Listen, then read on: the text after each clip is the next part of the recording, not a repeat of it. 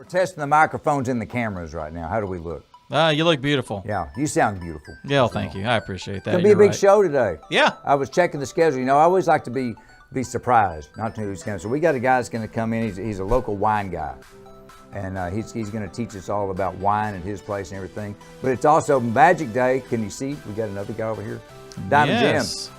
Welcome. We're gonna hear more from you in a bit. But Diamond Jim, Tyler, I love magicians. If you've seen the show, you know that. Dave and I both. Yeah, we're having a lot of fun here. I don't want to speak for you, David. You love magicians. Oh, too. heck yeah. Shoot, are you kidding? I got the Blackstone Magic Kit when I was a kid. Right. You know, it was a box and it had a little cardboard thing that you set the top on it. And you're a TV producer today. Yeah, and now I'm doing this.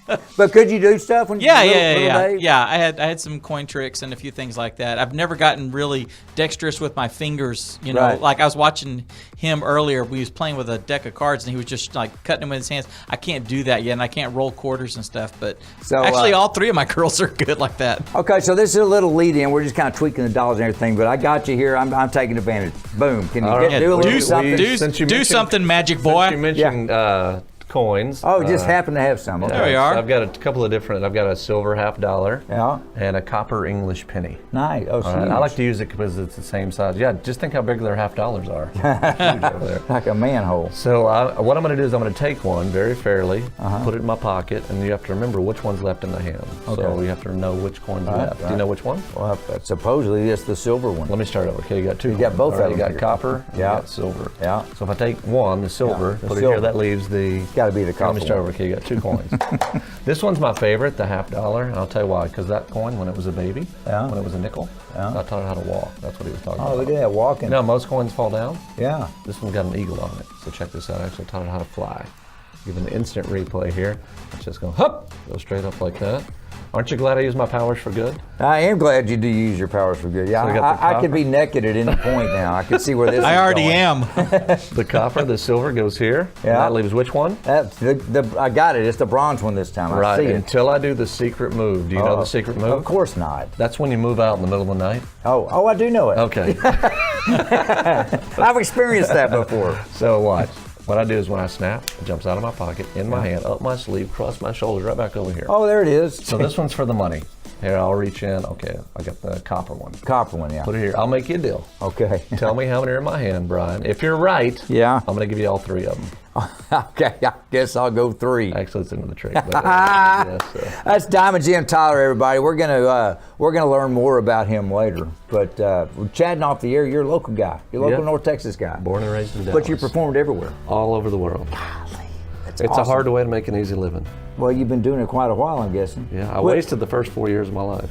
You wasted it? Yeah, I didn't do magic till I was 5. So. So when was your first, how old were you when you first got paid to do this stuff? 6. Grandma. First time Grandma gave me a quarter. And then I made it disappear. My first professional gig was my business law teacher. He had me do magic in his class, and I think he hired me to do something for his church. Wow. And that was 16, I think. It's And then it all kind of took off. kind of went off from there. Cool. That's awesome. Yeah. B-law stuff. And so, again, we're going to learn more about later, but you're not just a magician, you're an author. You've written a lot of books. You can probably see them here on the table.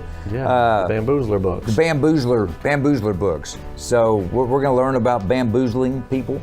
He and I have a common love for poker. I kind of have a feeling one of us may be a little bit better than the other. Now, I'm not a bad poker player. I want to get that on record, but I surrender, man. I've already seen what you can do with coins. I can imagine do the same thing with poker chips. Yeah. So I've got 30 seconds here, so I don't know I have time to see anything Yeah, else. I don't know if I have. But we're getting all warmed up here. Dave, how are the dolls doing? I was doing good. Dolls or tweets? You want to Good. ask Diamond Jim anything before we get rolling? So were you when as a kid did you say I'm going to be a magician and you just worked towards that ever since?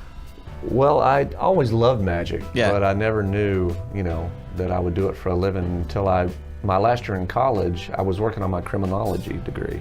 I paid my way through college doing magic, and I found out I had cancer, I had Hodgkin's disease, Oh, so I had no. to drop out, take care of the cancer.